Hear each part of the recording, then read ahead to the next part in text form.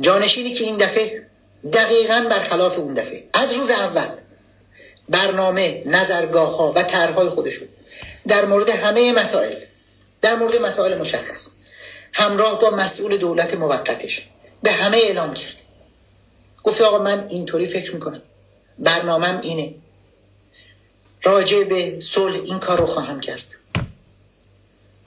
راجع به حقوق ملیت ها این کار رو خواهم کرد، راجع به آزادی و رهایی زنان این کار رو خواهم کرد، راجع به کارگر، دهقان، راجع به ارتش، راجع به همه این چیزها.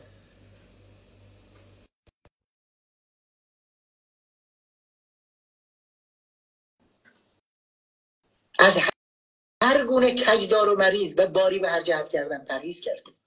خودمون متقاضی این بودیم که همه بدونن چرا باید ما رو بخواند و چرا باید نخواند، چرا باید تأیید کنند، چرا باید رد کنند. و همین هاست که آینده خلق و آینده میهن ما رو تضمین میکنه. کار به حق بازی و پوشالکاری نیست. در صورتی که فردا اون انقلاب ضد سلطنتی همه چیز نامعین بود، بی تضمین بود. تو میدون سیاست علم و قتل و ساز و دهل خیلی زیاد، ولی کسی محک نخورده بود که هیچ کس اونچنان که باید محک نخورده بود.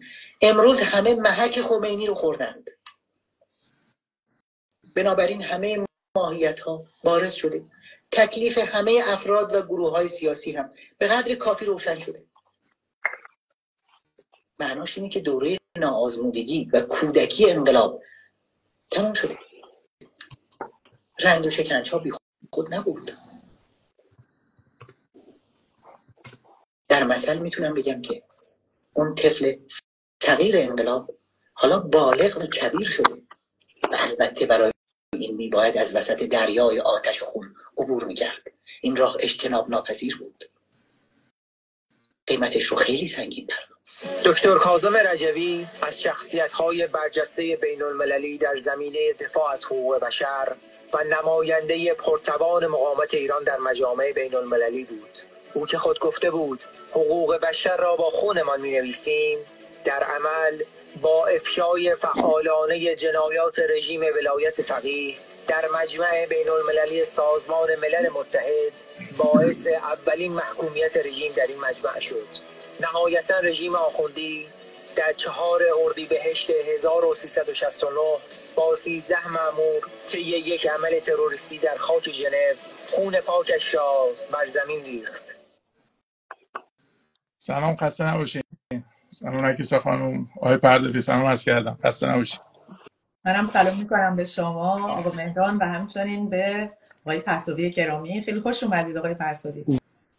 زنده باشی مهران عزیز. خدمت شما و خانم نکیسا عرض ادب و احترام دارم. مجددا ممنونم از اینکه زحمت میکشید و شرایطی رو فراهم میکنیم ما در خدمت دوستان باشیم. خسته نباشید. واقعا درود بر شما خسته نباشید و مرسی آقا مهران از کلیپ های بسیار ارزنده‌ای که گذاشته بودید. در همینجا به نوبه خودم یاد و نام دکتر کاظم رجوی فعال حقوق بشر رو گرامی می‌داریم. ایشون که با اون جمله معروفشون که ما حقوق بشر رو با خون خودمون می‌نویسیم و در عمل خودشون یکی از همونها بودن و یادشون همیشه گرامی. خب دوستان سلام، مرسی از کامنت های شما، احوالپرسی شما. خوشحالیم که با شما هستین و امیدوارم که ما رو به دوستای دیگه‌تون هم معرفی بکنید تا دوستان بیشتری بتونن بیننده این برنامه باشن. موضوع برنامه هم موضوع روز هست. فکر میکنم خیلی ها مایلن که در این مورد، اگرچه میدونم خیلی ها خودشون کنجکاو هستن، پیگیری میکنن، اطلاعاتی دارن، اما در اینجا خب آقای پرتوی همیشه از همه زوایا نگاه میکنن، بسیار روشنگرانه برای ما صحبت خواهند کرد که حتما شنیدنی خواهد بود. پس ما رو حمایت بکنید لطفاً. و هر وقت هم که آقا مهران بگن ما میتونیم شروع بکنیم. من میگم اگه ممکنه شروع کنیم، چون بحث آقای پرتوی هم معمولا طولانیه، به قسمت دوم نرسه. معمولا که طولانی هست این موضوع هم که فکر آخه کنم بحث داغی هم هست. بله حالا بحث خب ما داغی بی هم هست. واسطه صحبت میکنیم آقا مهران. حوصله نداریم این وسط. خب سلام بازم به دوستانی که جدید در اثنای همین بحث و گفتار کوتاهی که با هم دیگه داشتیم پیوستم به برنامه. امیدوارم که حالا همه خوب باشه و اگر کنجکاوید درباره روند مذاکرات بدونید پس با ما همراه باشید. امروز پنجشنبه 4 اردیبهشت 1400 خورشیدی است، برابر با 24 آوریل 2025. ضمن اینکه مثل همیشه به همراه تیم چالش از حضور آقای بهروز پرتوی تحلیلگر برنامه سپاسگزاری میکنم. میخوام سریع برم سراغ پرسش ها در رابطه با موضوع برنامه تا به قول آقا مهران به دور دوم کشیده نشه، یعنی مذاکرات و سرنوشت آخوندی، چون میدونم که بحث مفصلی رو هم در پیش خواهیم داشت. بذارید اینطور شروع کنم که آقای پرتوی چطور شد که علی خامنه‌ای، کسی که مذاکرات رو نه شرافتمندانه نه خردمندانه و نه هوشمندانه میدونست، امروز تیمش رو در روی تیم آمریکایی نشونده و مذاکره میکنن؟ یا شاید بهتر باشه پیش از اون از شما بخوام که برای ما یه توضیحی اصلا درباره این واژه مذاکره در چارچوب سیاسی بدید که اصلا تعریف مذاکره بین دولت‌ها یعنی چی و آیا رژیم در این تعریف میگنجه؟ منظورم به طور مشخص اینه که آیا اینی که الان در جریان هست میشه اسمش رو مذاکره گذاشت؟ و از طرفی رژیمی که همیشه مدعی اقتدار بوده با ایدئولوژی ضد آمریکایی الان خودش رو چجوری باز تعریف میکنه؟ یا بهتره بگم آیا اصلا رژیم به دنبال یه توافق واقعی هست؟ اصلا میتونه دستاوردی در این دور از مذاکرات داشته باشه یا اینکه اهداف دیگه ای رو داره دنبال میکنه؟ و همینطور چه تفاوتی رو شما در این دور از مذاکرات با مذاکرات سال 2015 موسوم به برجام در دوران اوباما میبینید؟ و اما یه نکته مهم دیگه، این مذاکرات اصلا برای مردم چه نفعی میتونه داشته باشه؟ چیزی که در حال حاضر ما شاهد اون هستیم، از یه طرف یک جامعه در حال انفجار و موجی از بحران هاست و قیامی که در چشم انداز داریم، و از طرف دیگه فروپاشی اقتصادی، گسترش فقر و تورم و ادامه فشارها، تشدید سرکوبها و اعدام هاست که رژیم اونها رو انجام میده. یک پرسش مهم دیگه، ما میدونیم خامنه‌ای و نظامش بر پایه دخالت‌های منطقه‌ای استوار هست. با توجه به شرایط فعلی، بمباران شبانه روزی حوثی‌ها در یمن، پرچم سفید بلند کردن حشر شعبی در عراق و تضعیف شدن حزب الله، از دست دادن سوریه و سایر نیروهای نیابتی، نقش مسیر خامنه‌ای برای آینده چی هست؟ چه ابزارهایی رو به نظر شما در حال حاضر در دست داره و اصلا چی کار میتونه بکنه؟ و همینطور آقای پرتوی، مایلم که حتما در صحبت‌های خودتون اشاره‌ای هم داشته باشید به نقش این روزهای رسانه‌های فارسی زبان در رابطه با این موضوع و اینکه اونها در کجا ایستادن و در چه راستایی تلاش میکنن. قبل از اون یک بار دیگر شما دوستان هم خواهش میکنم که لطفاً با ما همراهی کنید، پرسش‌های خودتون رو اینجا برای ما بنویسید. اینها چیزهایی بود که به ذهن من زد، فکر کردم که شاید دوستان بیننده مایلن که آقای پرتوی بیشتر روی اینها توضیح بدن و همچنین چیزهایی که خود آقای پرتوی به خوبی به اونها اشاره خواهند کرد. اما شما هم حتما برای ما کامنت بذارید، لایک بکنید، شیر بکنید و خلاصه همراه ما باشید و ما رو حمایت بکنید. آقای پرتوی بفرمایید، شما رو میشنویم. بله، اجازه بدید مجددا من عرض ادب و احترام داشته باشم خدمت شما خانم نکیسا و مهران عزیز که زحمت میکشید. مجددا سپاسگزارم از وقت و موقعیتی که فراهم میکنید که ما در خدمت دوستان باشیم. خدمت همه دوستانی که تا الان به لایف پیوستن عرض ادب و احترام دارم. برای همگی آرزوی سلامتی و بهروزی دارم. بذارید صحبتو با خوندن کامنت یکی از دوستا بخونم. گفته که لطفاً تعارف رو کنار بگذاری، باور کن من زیاد آدم تعارفی نیستم. گفته رک و مستقیم هر آنچه که وضعیت واقعی هست برامون بذار روی میز. چشمنی چیزی دوست دیگه یه کامنتی گذاشته که میگه خیلی سریع بگید که آیا جام زهر رو مینوشه و واپس میتمرگه یا نه. دوستان ما عجله دارن، خیلی کنجکاوتر از اون چیزی هستن که من فکر میکردم. بفرمایید. اتفاقا دلیل انتخاب بحثم همین بود در مشورتی که با آقای مهران داشتیم، مدیر خوب برنامه.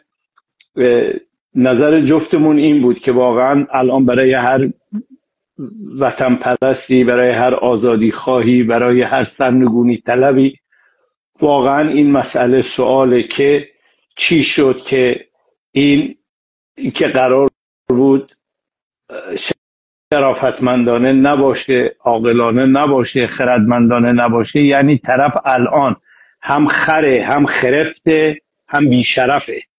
خب باشه چشم، الان خری و خرفتی و بیشرفیشو ثابت میکنیم. بالاخره چیزی که ما در لایو چالش از روز اول و از سنگ بناش سعی کردیم این بوده که آقا شعار نمیدیم، نه اینکه شعار دادن بد باشه، میخوایم بحث اثباتی بکنیم.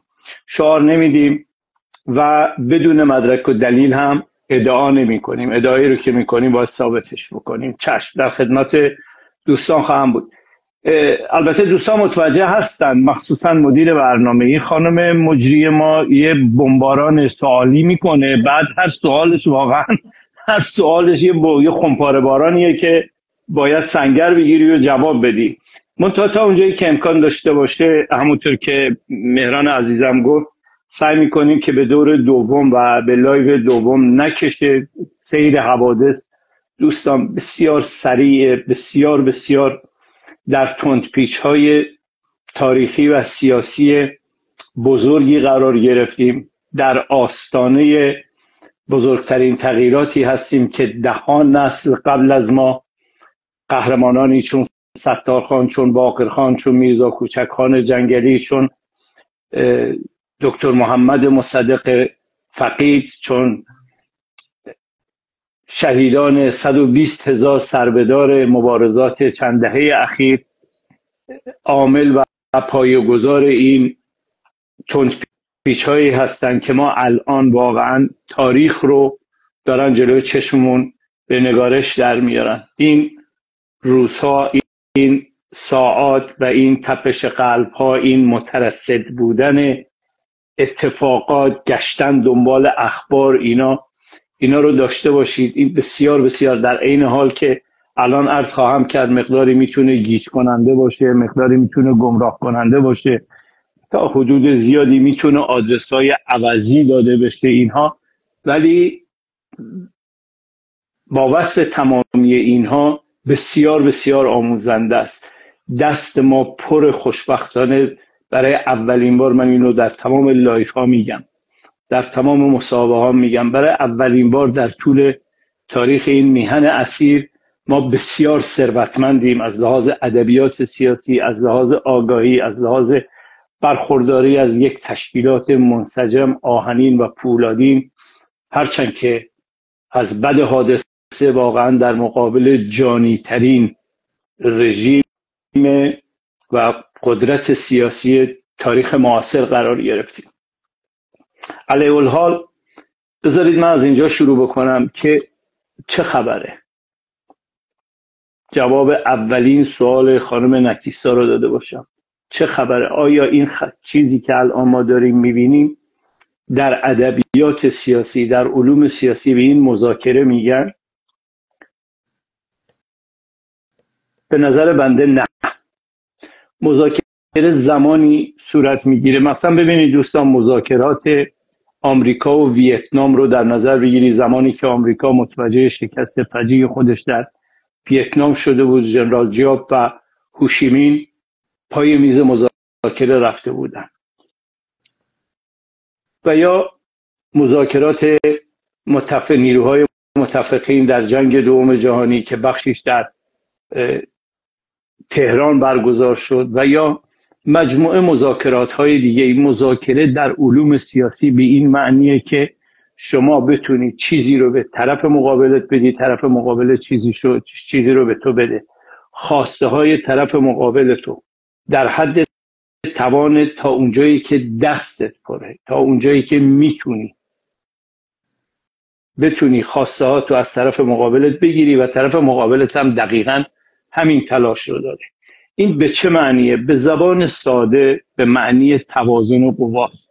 باید یک توازنی وجود داشته باشه که شما یه وزنه 25 گرمی رو از کفه اون یکی ترازو برمیداری، اگه نمیتونی یک 30 گرمی رو تو این یکی کفه بذاری، حداقل یه 20 گرمی رو بذاری که بتونه به اصطلاح فاصله توازن زیاد نباشه.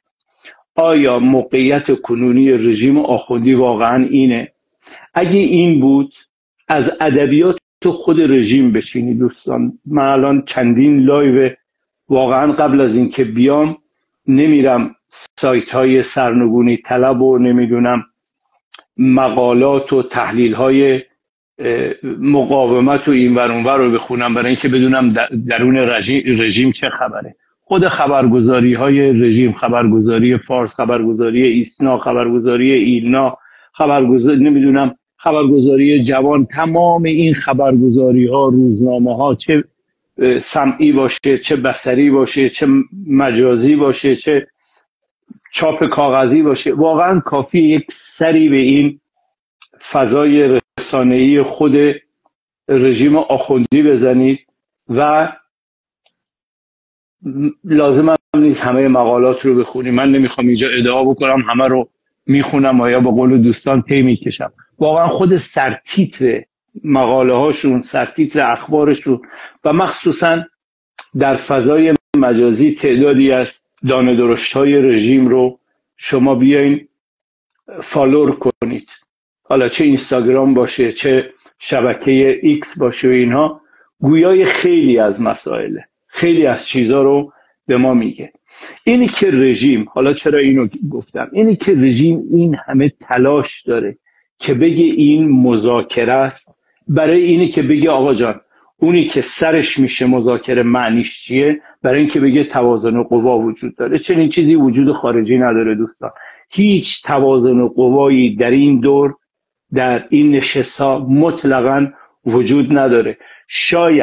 شاید به جرأت بتوان گفت بعد از افشای برنامه هسته‌ای رژیم توسط مقاومت ایران از سال 2002 به این ور، تمام نشست‌هایی که بوده، تمام نشست‌هایی تا نشست 2 هفته پیش پایتخت عمان شهر مسقط، واقعا فرق ماهوی با این نشست‌های این دور داره. یعنی این دو نشستی که 2 هفته پیش در مسقط برگزار شد و هفته گذشته در شهر روم پایتخت ایتالیا برگزار شد. چرا؟ چون هیچ موقع رژیم در این نقطه‌ای نبوده که الان هست، چه از لحاظ داخلی که عرض خواهم کرد، چه از لحاظ منطقه‌ای که باز هم عرض خواهم کرد، خانم نکیسای اشاره‌ای بهش کردن، و چه از لحاظ بین المللی.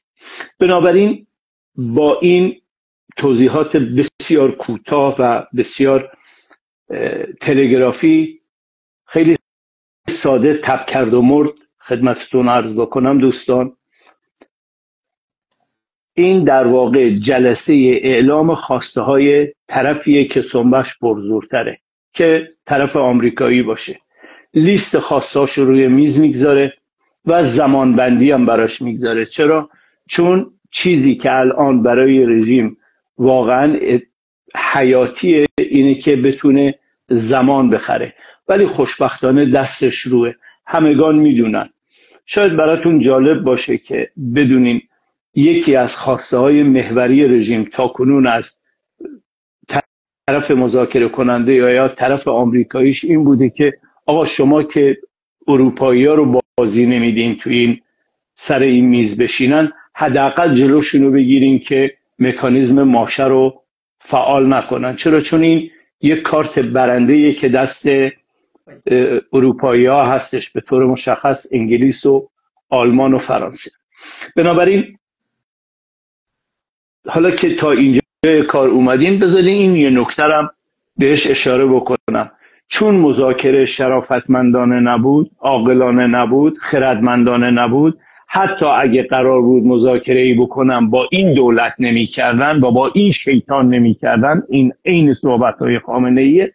حالا اومدن دقیقاً این ترفند آخوندی رو به کار بردن، گفتن مذاکره غیر مستقیمه. اولا مذاکره نیست، دوما غیر مستقیم هم نیست. همونطور که آقای ترامپ به نظر من بسیار هوشمندانه این کار رو کرد. یه خورده بعید از ایشون بخواد اینقدر دقیق و اینقدر سر وقت عمل بکنه، ولی دیدیم که چند ساعت قبل از شروع مذاکرات اولین نشست مسقط برداشت گفتش که نه خیر، مذاکرات مستقیم رو در رو هم هستش، یعنی پتهشون رو انداخت روی آب.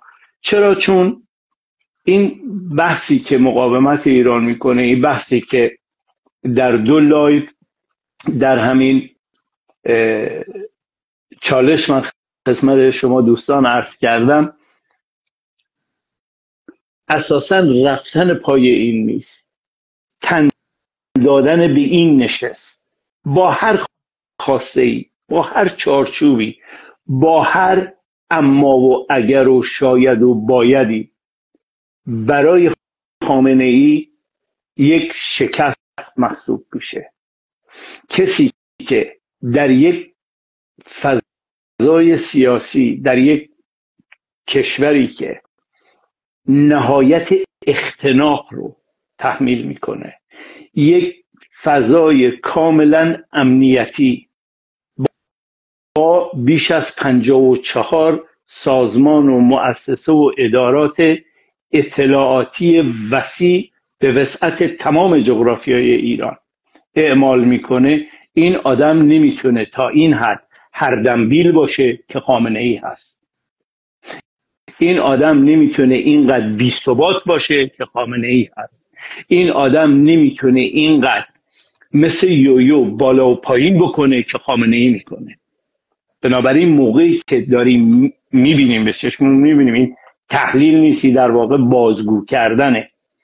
موقعی که میبینیم چنین این بر اونور میره، پشتک و بارو میزنه، در هر نشست و در هر سخنرانی مطلبی رو، آن هم با ادبیات آخوندی، در نهایت دجالیت، در نهایت دروغگویی و حرامزادگی روی میز میذاره، نشون میده که این مستعسله، نشون میده که این توی به قول جان کری که عرض خواهم کرد خدمتتون، در سگوش رینگ گیر کرده. برای همینه که هر دنبیل شده، برای همینه که ثبات نداره، برای همینه که از این سخنرانی تا اون سخنرانی مواضعشو تغییر میده. اونی که واقعا در درون رژیم به دلیل اینکه حالا یا اعتقاد داره یا دنبالش را افتاده، به این یارو رو قبول کرده، یا نه منافعش در این سیستم تا بن استخوان فاسد در گروه اینه که سنگ خامنه ای رو به سینه‌اش بزنه، حتی اونم گیج و منگ شده که خب من بالاخره صحبت‌های 11 فروردین تو قبول بکنم، برام محور باشه، برام معیار باشه، توییتش بکنم، بازنشرش بکنم، این ور اون ور برم منبر بچینم صحبت بکنم، یا صحبت‌های 22 فروردین تو، یا صحبت‌های اسفند 1403 تو. من کدوم یک از اینا رو واقعا باید برام معیار باشه؟ دنبال کدوم یک از این مواضع تو باید برم؟ خود این ناگفته پیداست. من نمیخوام زیاد تو این وارد بشم چون از بحث اصلی خارج میشیم. منتها میخوام اینو بگم، در صدر یک نظام پوسیده تابون و استخوان فاسد کسی نشسته که ثبات فکری و انتظاری که در واقع طرفدارانش ازش دارن که بسیارم انتظار غیر منطقی نیست، اینه که آقا تو بالاخره یک موضع، یک چارچوب مشخص کن که ما در حال اون چارچوب، در حال اون موضوع بتونیم با شما را بیایم، بتونیم با شما کار بکنیم. میبینیم که چنین چیزی واقعا وجود خارجی نداره. حالا بحث رو من تا اینجا آوردم به این دلیل بود که بدونیم مذاکره توازن قوا میخواد، به قول اصفهانیا بده بستون میخواد. این هیچی نداره بده. قبلا ها میتونست بگه که من جلوی حزب الله رو میگیرم، آدم نکشه، نمیدونم انفجار به وجود نیاره، نخست وزیر به هوا نفرسته، نمیدونم موشک پرت نکنه، نمیدونم ال نکنه و بل نکنه، جلوی هشت شعبی رو میگیرم فلان کار رو نکنه، نمیدونم شبیه و فاطمیون و زینبیون رو نمیدونم نمیذارم ثبات منطقه رو به هم بریزن، و یا اینکه متحدین توی آمریکا رو در منطقه که عربستان سعودی و اسرائیل باشه، به مرزهاشون، به منافع اقتصادیشون، به تجارتشون، به آمد و رفتشون در آبهای منطقه صدمه‌ای وارد نکنن. آیا واقعا دوستان کسی هست الان بتونه این حرف رو از من قبول بکنه که رژیم در چنین موقعیتیه؟ مطمئنا نیست، حتما نیست. ببینید در سخنرانی 11 فروردین خامنه‌ای رو، اینو من اینقدر اینور اونور گفتم فکر کنم دیگه داره خیلی خسته کننده میشه، ولی به طور واقعی بسیار اهمیت داشت. سخنرانی 11 فروردینشون رو ببینید. این بابا اینقدر مستحصله به بزرگترین اتفاقی که در سال گذشته افتاده که در واقع تعادلش رو به هم زده، تعادل نظام پوسیده‌ش رو به هم زده، کوچکترین اشاره نمی‌کنه. میگه سال بدی بود، اتفاقات ناگواری افتاد، اشاره به معدوم شدن حسن نصرالله و بعضی نکات میکنه، ولی انگار نه انگار در سوریه انقلابی به وقوع پیوست. یکی از بزرگترین متحدینش در واقع سگ زنجیری رژیم خامنه‌ای سقوط کرد، پوچ شد و رفت هوا. میلیاردها دلار که خرجش کرده بود هیچ اشاره‌ای بهش نمیکنه. و اونجایی که مجبوره مزدورانش رو متوجه شرایط واقعی کشور بکنه، میگه همه چیز رو به این مذاکرات گره نزنید. تهدید اصلی در داخله، تهدید اصلی اغتشاشاتیه که در داخل بخوان صورت بگیرن. حالا اون میگه اغتشاش، ما میگیم قیام هایی که در سرنوشت نظام پوسیده است. بنابراین اون چیزی که از این سه نشست تا کنون میشه به دست آورد، چرا میگم سه نشست؟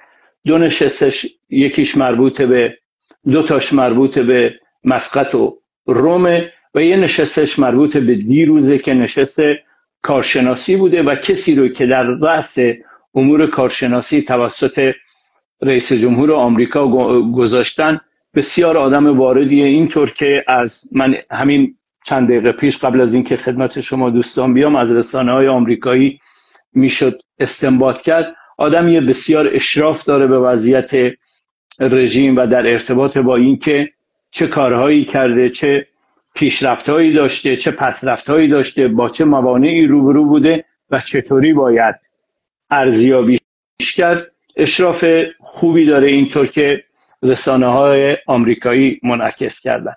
ولی صرف نظر از این که چون ما این ادعای واقعا بی‌پایه‌ایه که بیایم بگیم عراقچی چی گفت، ویتکاف چی گفت، رئیس جمهور آمریکا چی گفت، همگی به خوبی میدونن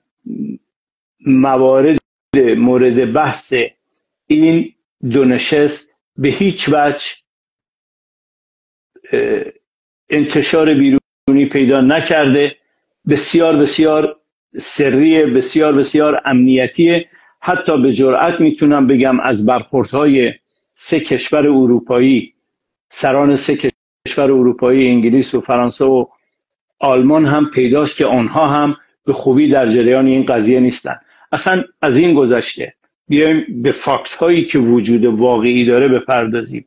این بدو کردن های این پادو ولی فقیه پاسدار عراقچی رو دوستان خوب تعقیب بکنی. خود این بدوهای این پادو ولی فقیه خوب نشون میده که اوضاع باید چگونه باشه. قبل از رفتن به عمان اول میره مسکو، اونجا یه زیارتی میکنه، دستورالعمل میگیره. بعد از اینکه جلسه توی عمان تموم میشه بلافاصله به پکن میره، اونجا به ارباب گزارش میده که ما چی گفتیم، اونا چی گفتن و چطوریه، که البته در ادامه بحث به نقش روسیه و چین حتما خواهم پرداخت. ولی میخوام بگم که نباید روی این قضاوت کرد که در درون این جلسات چی گذشته. داخل پرانتز اجازه بدی برای اینکه تفهیم بکنم چی میخوام بگم، یک کلیپ هایی رو همین الان ارتش سایبری رژیم و سپاه و وزارت اطلاعات و همپالیکیاش دارن در فضای مجازی پخش میکنن که واقعا جلوی مرغ پخته بذاری خندش میگیره. یه جاش توی یکی از این کلیپا میاره که بله اینجا یک آشیانه هواپیماست، 4 تا ایرباس توی این آشیانه هستن. این ایرباس ها رو ترامپ داده به رژیم آخوندی برای تشکر برای اینکه پای میز مذاکره اومدی. تمامی این یک سونامی از اطلاعات غلط، از آدرس عوضی، از ادعاهای پوچ و بی‌معنی در فضای مجازی و در فضای رسانه‌ای در حال گردشه. متاسفانه تعدادی از این رسانه‌های، در سوال خانم نکیسان بود که البته در ادامه مفصل بهش خواهم پرداخت، تعدادی از این رسانه‌های معلوم الحال ضد میهنی هم بهش میپردازن، دنبال ساز و دهلن دیگه. اونا براشون مطرح نیست. یکی از موضوعاشون گفته بود همین الان اگه کیهان خامنه‌ای به من پول بیشتری بده من میرم اونجا رو میگردونم. یعنی نشون میده که به قول هموطنان ترکمون شرافت یخمزه، اصلا وجود خارجی نداره. بنابراین میخوام اینو بگم، دنبال این فضای رسانه‌ای نریم. واقعا تحت تاثیر این تبلیغات وسیع که عرض کردم، واقعا یک سونامی بدون کوچکترین اغراقی، یک سونامی راه افتاده. دنبال اینم نریم. این نکته کوچک همینجا برای یادآوری بگم، همین قضیه غیر مستقیم و مستقیم، کیه که ندونه این تلاشی بود برای نجات آبروی نداشته خامنه‌ای که گفت من مذاکره نمی کنم. بعد که سنبه پرزور بود، حالا بعدا حتما عرض میکنم چرا، و مجبور شد پای میز مذاکره بره، گفتن نه، اونی که ایشون گفت مذاکره مستقیم بود. آش اینقدر شور شده بود که روز جمعه گذشته امام جمعه نمره موقت تهران، همین خاتمی که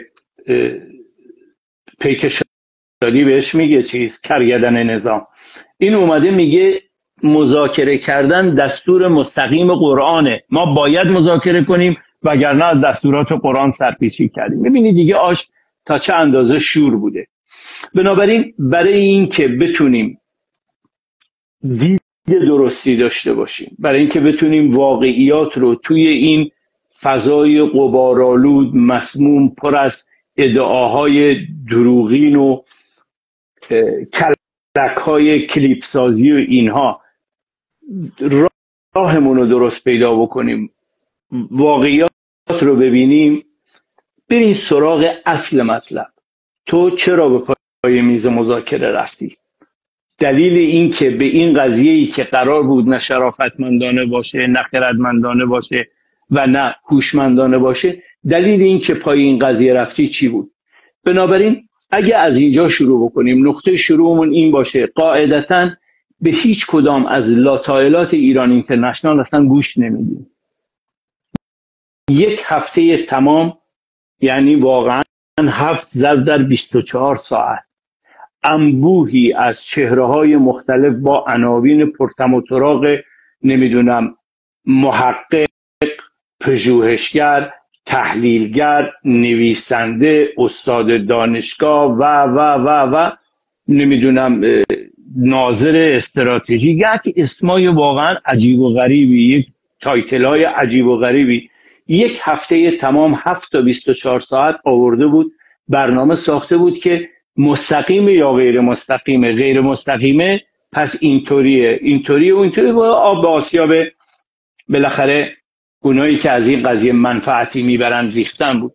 چرا؟ چون من و شما به اصل موضوع نپردازیم که آقا تو چه مؤلفه‌ای تو رو وادار کرد پای این میز مذاکره بری. به نظر من صحبت‌های 11 فروردین خامنه‌ای بسیار روشن‌تر است. مسائلی بود که این رسانه‌های معلوم الحال و پاسداران برون مرزی و تشکیلات وزارت اطلاعات در برون مرز، در خارج از مرزها سعی میکنن براش فضای رسانه‌ای بسازن. اون گفت تهدید اصلی به وجود آوردن اغتشاش و فتنه در داخل، که اغتشاش و فتنه در فرهنگ آخوندی همون قیام‌هایی که در سرنوشت نظام پوسیده است. بنابراین تا اینجا کار که میبینیم که این قضیه اهمیت این قضیه دیدن خود نکته است، نه حواشیش. یکی میاد مثلا در اینستاگرامش یا در شبکه ایکس مطلبی رو مینویسه که انگاری خودش توی اون اتاق بوده، معلومه دروغ داره میگه، معلومه داره چرت و پرت میگه. و اتفاقا تمام اونهایی که میان و ادعا میکنن، مطلب نشر میدن، پست میگذارن که گویا چیزی از این مذاکرات میدونن، جالبه که 99.9%شون نتیجه نهایی مطلب و یا پستی که گذاشتن به نفع رژیمه. خب پیدا کن پرتقال فروش رو دیگه. فرق این دیگه تاریخ تحلیل سیاسی نیست دوستان. فرق مذاکرات دوران اوباما رو با سرپرستی وزیر امور خارجه‌اش جان کری و اون ملیجک نظام جواد ظریف رو با در 2015 با امروز 2025 بسیار ساده است بهش پی بردن. واقعا شما چند تا رسانه رو سراغ دارید به غیر از رسانه‌های مقاومت؟ چند تا رسانه رو سراغ دارید که به این نکته بپردازه؟ آیا این مقایسه این دوتا مقطع تاریخی در ظرف 10 سال کار بسیار شاقیه؟ نه پرداختنش دلیلش اینه که ضعف‌های رژیم رو مشخص و نمایان میکنه. پرداختنش در واقع نشون میده که تو از کوچکترین ضعف و از کوچکترین حرکت دشمنت که رژیم ضد بشری آخوندی باشه نمیگذری و دنبال سرنگونیش هستی. و اینجاست که سره از ناسره خیلی راحت میشه تشخیص داد. بنابراین این سونامی پمپاژ اطلاعات و اخبار و مطلب و مقاله و مصاحبه و کارشناس و نمیدونم پژوهشگر و فلان اینا رو همه رو که کنار بذاری، ته قضیه اینه و اینو باید دید. با دیدن این نکته است که میتونیم ضعف‌های رژیم رو دونه دونه روش انگشت بذاریم.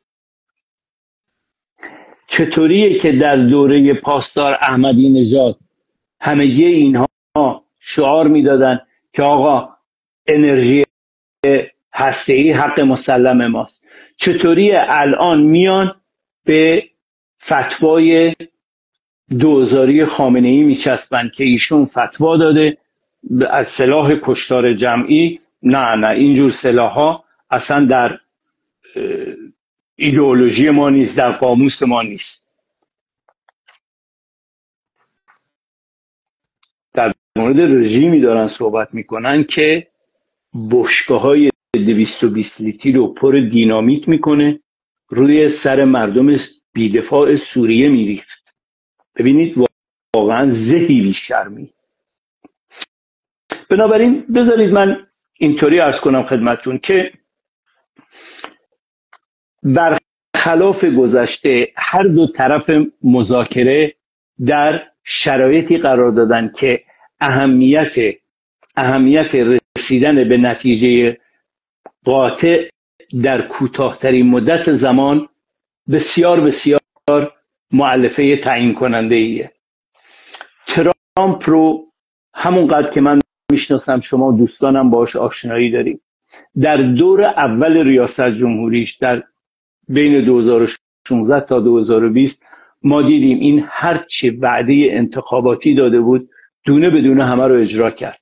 اجرای تعدادی از این وعده های انتخاباتی براش واقعا هزینه های سنگین سیاسی داشت، ولی انجامش داد.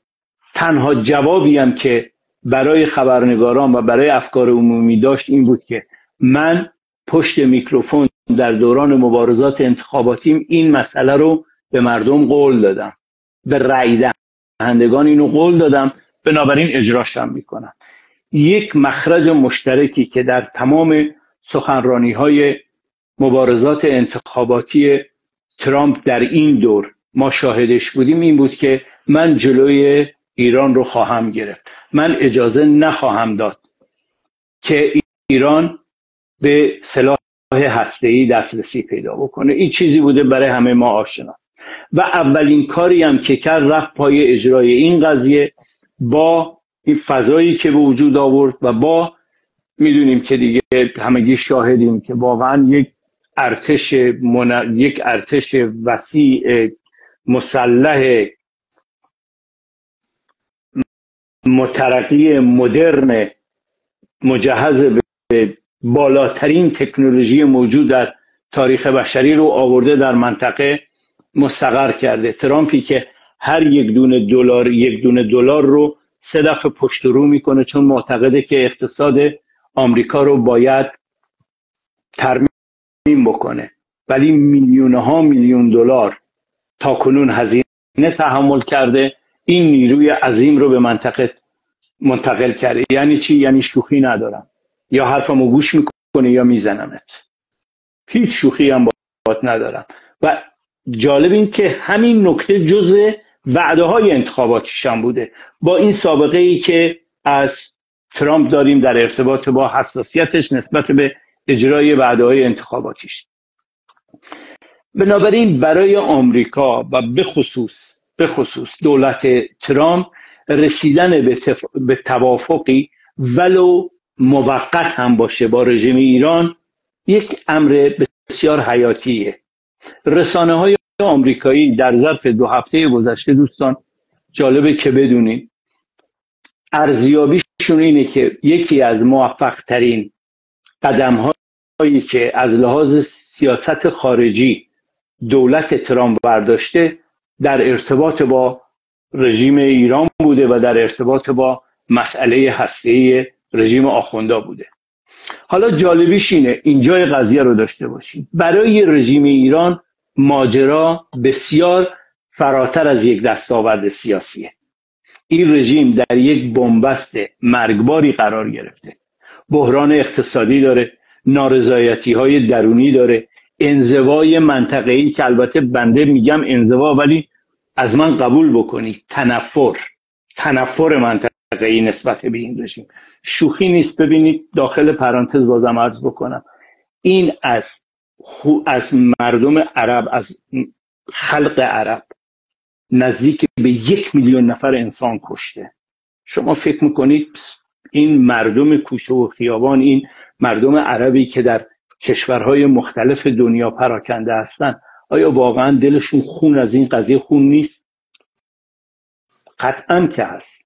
با سابقه تاریخی که دارن ما میدونیم که پان عربیسم و ناسیونالیسم عرب چه در دوره صدام حسین چه در دوره جمال عبدالناصر اینا واقعا وزنی سنگینی بوده در منطقه.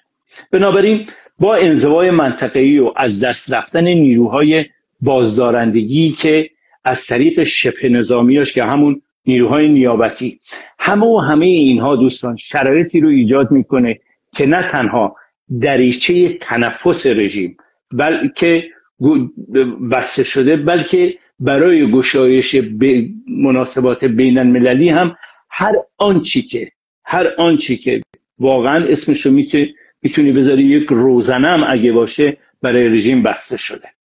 بنابراین رژیم بدون اهرم آمریکا در موقعیت بالادست که عرض کردم خدمتتون در معادله قدرت کنونی رژیم ایران اهرم‌های فشاری که پیشتر برای مذاکره به کار می‌برد تا حد زیادی از دست داده که در مقدمه عرض کردم. پایگاه تفنگداران آمریکایی رو به هوا میفرستاد، نمیدونم محل تجمع یهودیان رو در بوئنوس آیرس به هوا میفرستاد. همین سالگرد زنده یاد پروفسور کاظم رجبی که امروز سالگردش یادش گرامی باشه، ترورهایی که در اروپا میکرد، رهبران خلق کرد رو، دکتر عبدالرحمن قاسملو، دکتر شرفکندی رو ترور میکرد. یعنی تمام اون ابزارهایی رو که داشت و از همه مهمتر یک حکومت 50 ساله خانواده اسد این را از دست داد. رژیمی که 50 سال اونجا حضور داشته و از روز اول سر کار اومدن این حکومت ضد بشری چه پدر و چه پسر در این خانواده در واقع پیشبرنده سیاست‌های رژیم بودن و منافع رژیم رو نمایندگی می‌کردن و چه اونجایی که حزب الله بزرگترین ضربات تاریخی رو خورده. در لایو قبلی خدمت دوستان عرض کردم که رسانه‌ها از رده‌های 10 تا 12 میگن، من میگم در همون 10ش هم اکتفا بکنیم تا ردیف 10 فرماندهان نظامیش و تا ردیف 10 رهبران سیاسی و ایدئولوژیکشو از دست داده. برای هر حزب و نیروی سیاسی 2 ردیف بلکه حتی 1 ردیف از فرماندهان نظامی و رهبران سیاسی کافیه که کاملا متلاشی بشه. حالا وای به حال یک نیروی مزدوری که فقط برای دلار داشته کار میکرده تا رده های 10 و 12 شو از دست داده باشه. بنابراین این ادعا کاملا مشخصه با توجه به صحبت‌های نخست وزیر لبنان که در تلویزیون رسمی لبنان میگه که حتی یک کلت کمری هم خارج از ارتش رسمی لبنان نباید در خاک این کشور وجود داشته باشه و حزب الله باید تمامی سلاح‌های خودش رو زمین بذاره، تمامی پایگاهاشو باید با خاک یکسان کرد، هیچ اثری از این نیروی نظامی نباید وجود داشته باشه. همه یه لحظه چون اونجا اشاره کردید به داستان ترورهایی که رژیم در خارج از کشور هم انجام داده، دوستی برای ما اینجا کامنت گذاشتن که مایلم این رو بخونم. خبری هستش که خب در جای خودش حائز اهمیته که سازمان امنیت و اطلاعات هلند سفیر جمهوری اسلامی رو فراخونده، کاری که پیش از این نمی کرده. میدونیم که در سالهای 2015 و 2017 آقای محمد معتمد و همینطور 2017 یک آقایی که اهوازی بودن رو، احمد نیسی اگه اسمشون رو درست تلفظ بکنم، ترور کردن. همچنین رژیم متهم شده به دست داشتن در ترور آقای آلخویدال کادراس. و آقای نظیری کاربر خوبی که اینجا بسیار هم کامنت های ارزشمندی برای ما گذاشتن، یک کامنت دیگه ای هم گذاشتن، گفتن که روزهای شنبه و یک شنبه آینده به کنفرانسی دعوت شدن که یکی از موضوعات پنل ایشون هم درباره همین سرنگونی رژیم هست. و دوست دیگه ای کامنت گذاشتن، گفتن که از زمان مذاکره در اخبار هستش که خفتگیران آشکارا در خیابونهای ایران مردم رو خفتگیری میکنن و خلاصه هیچ نوع امنیتی هم برای مردم وجود نداره. و یک کامنت دیگه که میگه در کمتر از 6 هفته دیگه جمهوری اسلامی بایستی تمام دار و ندارهاش رو در سینی بذاره و تحویل بده، در غیر این صورت رفتن رژیم کوتاه‌تر خواهد بود. و یک پرسشی هم اینجا دوستمون مطرح کردن که گفتن درباره این تونل هایی که آقای گروسی به گزارشگر آژانس به تازگی منتشر کردن که یک سری دیوارهایی داره دیده میشه که در پای کوه نطنز دارن زده میشه و اینها. این و رژیم هم وقتی ازش پرسیدم پاسخ داده که به شما ربطی نداره. میشه درباره این هم توضیح بدید؟ من امیدوارم که سوالاتی رو که دیده بودم و کامنت ها رو تا اینجا امانت داری کرده باشم و خونده باشم. ببخشید که شما رو قطع کردم. خواهش میکنم راحت باشید. چشم، حتما من این چیزایی رو که شما گفتی یادداشت کردم، بهش خواهم پرداخت. بنابراین میخوام اینو بگم که از یه طرف وضعیت رژیم اینه، از یه طرف دیگه ترامپ و تیم او کاملا آگاهن که رژیم هیچی برای چانه زنی نداره.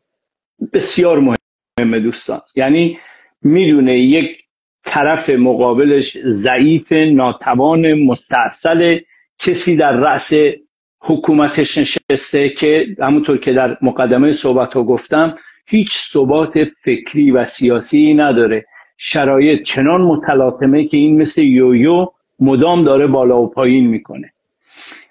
به همین دلیل بازگشت به توافق قبلی موسوم به برجام با امضای توافقی موسوم به برد اساساً در چشمانداز نیست. چنین چیزی امکان نداره.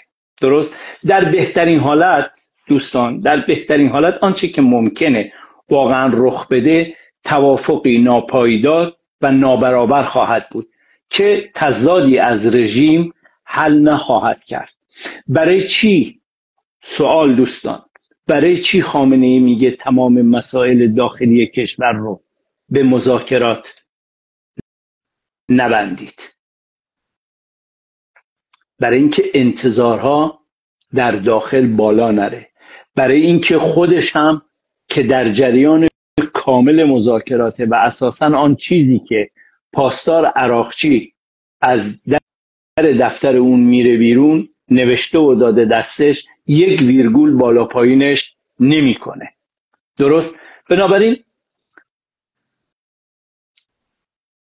در مقایسه 2015 و 2025 که خدمتون عرض می‌کردم، ببینید در 2015 فقط یک قلمش دوستان 150 میلیارد دلار پول نقد به رژیم پرداخت شد که دولت اوباما اینو مبلغ کمتری همیشه این ور اون ور اعلام می‌کرد، منتها به محض اینکه 2016 آقای ترامپ اومدن و رئیس جمهور آمریکا شدن گفت نه از این صحبت ها نیست. مدارکش هست 150 میلیارد دلار پول به رژیم آخوندی دادن، توی قوطی های کفش در یک هواپیمای خصوصی براش فرستادن، تو فرودگاه کویت هم فرود اومده. سوال: آیا این 150 میلیارد دلار 10 سال گذشته که رژیم از لحاظ سیاسی، از لحاظ اجتماعی، از لحاظ قدرت سرکوب، از لحاظ دارا بودن بازوهای مسلح و نیروهای نیابتی در منطقه فرق ماهوی با 2025 داشت، آیا کوچکترین تأثیری در وضعیت معیشت و سفره مردم ایران گذاشت؟ بنده میگم نه تنها تأثیر مثبت نذاشت، بلکه پول ملی بیشتر و بیشتر از ارزش افتاد، گرانی بیشتر شد، بیکاری بیشتر شد و تورم سرسام آورتر شد. خب الان در 2025 هستیم. آیا چنین چیزی امکان داره که 150 دلار خالی دولت ترامپ به رژیم آخوندی بده؟ قطعا جوابش نه. و آیا مردم ایران در اون موقعیت 2015 هستن؟ قطعا نیستن.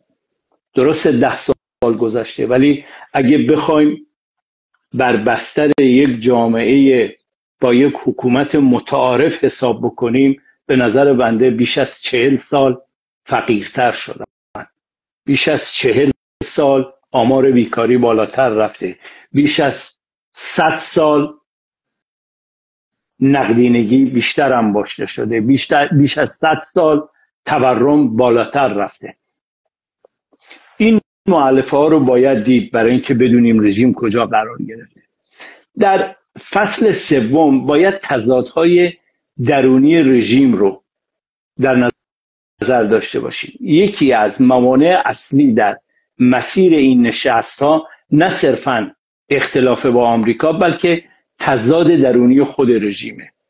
کدوم یک از ماها دوستان که در این لایو الان حضور داریم و یا بعداً در فضای اینترنت و مجازی این نوار اینو ضبط شده این مصاحبه رو گوش میکنین، اشراف کامل نداریم که رژیم در از لحاظ انسجام سیاسی در بدترین موقعیت 47 سال گذشته قرار گرفته. جدا از سوپاپ‌های اطمینانی که خود رژیم اینا رو راه میندازه، از زیبا کلام گرفته تا مهدی نصیری و شرکا، ولی به طور واقعی صدای واقعی مردم رو من مد نظرمه، نه اینکه فلان مزبگیر و فلان مهره رژیم در خود رسانه‌های رژیم چی میگن، بلکه جنبش‌های اجتماعی مد نظر منه. آیا بر تعداد جنبش‌های اجتماعی و اعتراضات مردمی افزوده شده نسبت به 2015 یا کمتر شده؟ جوابشو خودتون بدید. آیا سازمانیابی و سازماندهی نیروهای مقاومت در داخل بیشتر شده یا کمتر شده؟ آیا عملیات‌های کانون‌های شورشی، پراتیک انقلابیشون، عملیات‌های ناخشکنشون بیشتر شده یا کمتر شده؟ آیا ما در 2015 یک جنبش سه‌شنبه‌های نب اعدام از قعر سیاهچال‌های رژیم از طرف زندانیان سیاسی که زیر تیغ جلاد هستند داشتیم؟ معلومه که نداشتیم. خب سوال، نتیجه که از این شرایط میشه گرفت چیه؟ رژیم ضعیفتره، در موقعیت تدافعی افتاده، دستگاه سرکوب آنطور که لازمه برای بقای رژیم بتونه ایفای نقش بکنه نمیتونه ایفای نقش بکنه. نه به این دلیل که حقوقش رو پرداخت نکردن، نه به این دلیل که حقوق بسیجی و یا پاسداری که مردم رو در کف خیابونا قتل عام میکنه کافی نیست، نه به این دلیل، نه به دلیل ریزش، به دلیل عدم اعتماد به ماندگاری دستگاهی که این اومده خودش رو سپرش کرده، داره براش آدم میکشه. بنابراین تجربه نشون داده دوستان که هر بار که رژیم در آستانه عقب نشینی بوده سعی کرده با سرکوب خونین، این یکی از سوالای خانم نکیسا بود، سعی کرده با سرکوب خونین داخلی تعادل خودش رو حفظ بکنه. یه گریز بسیار کوچک در 3 جمله. بارها گفتیم و ثابت کردیم که رژیم از بدو حکومتش روی 2 پایه ایستاده، 2 تا ستون داره. یکی صدور بحران، جنگ افروزی و بانکدار تروریسم جهانی بوده و در منطقه جنگ افروزی و صدور بحران بوده. یکیش هم سرکوب خونین در داخل بوده. اون یکی رو با بحثی که تاکنون در این 1 ساعت گذشته کردیم به طور واقعی از دست داده. نه بشار اسدی مونده و به قول خانم نکیسا میگه تنها چیزی که مونده حوثی ها هستن که 24 ساعته زیر بمباران هستن و الان ارتش رسمی و ملی خود یمن وارد عمل شده، دارن این مناطق استراتژیکی که دست این تروریستای حوثی هستش یکی بعد از دیگری سقوط میکنه و حتی خبری هم داشتیم که تقاضای مذاکره کردن که در صورت شرایط متعادل بتونن سلاح زمین بذارن، کاری که هشت‌الشعبی کرد، کاری که الان دارن در مورد حزب الله میکنن و کاری که سایر نیروهاش با فرو ریختن رژیم جنایتکار اسد نیست و نابود شد و کف روی آب شد. بنابراین نمونه بارز یکی از این تصمیم‌های عقب نشینی رو من اگه بخوام خدمت شما عرض بکنم تابستان 67 در جال گور به گور جماران جام زهر رو که ارتش آزادی بخش ملی ایران توی حلقش میکنه میاد برای حفظ تعادل قتل عام تابستان 67 رو در زندان‌های ایران را میندازه. درست به همین دلیله که در سخنرانی 6 ماه پیش خامنه‌ای ما میشنویم که ایشون در حضور بسیجی‌ها و پاسدارا میگه چی؟ میگه شما نباید نگران باشید، خدای کنونی همان خدای دهه 60. در نتیجه میبینیم که در فروردین سال 1404 4 برابر فروردین سال 1403 اعدام کرده. در اسفند 1403 6 برابر اسفند 1402 اعدام کرده. هنوز 1 سال نشده که این بسیجی کله پوک پزشکیان اومده توی پاستور، بیش از 1150 نفر تا کنون در دوره ریاست جمهوری این اعدام شده. چرا؟ چون یک عقب نشینی در کاره. ببینید اینجا دیگه دودم آخوندی رو کنار زدیم. اینی که ایران اینترنشنال و رادیو فردا و آیت الله BBC و دوچه وله و نمیدونم با اون لشکری از تحلیلگران و پژوهشگران و اساتید دانشگاه و از این تایتل های پرتموتراق رو موقعی که کنار میزنی واقعیت قضیه اینجا خودش رو نشون میده. دم و خروس کاملا پیداست. رژیم باید یک عقب نشینی وسیعی بکنه، در نتیجه اولین کاری که میکنه آمار اعدام ها رو بالا میبره.